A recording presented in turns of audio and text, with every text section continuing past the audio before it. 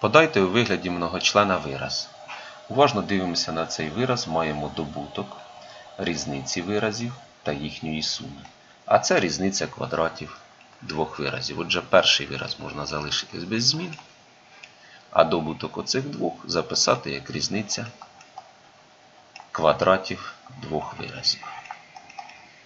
У дужках два доданки можна переставити місцями від перестановки доданків, сума не змінюється. І ми чітко бачимо знову таку саму формулу. Добуток різниці виразів та їхньої суми. А це знову різниця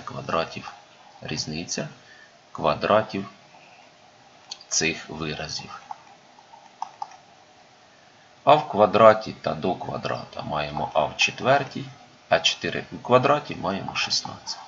Отже, відповідь Г. А в четвертій мінус 16.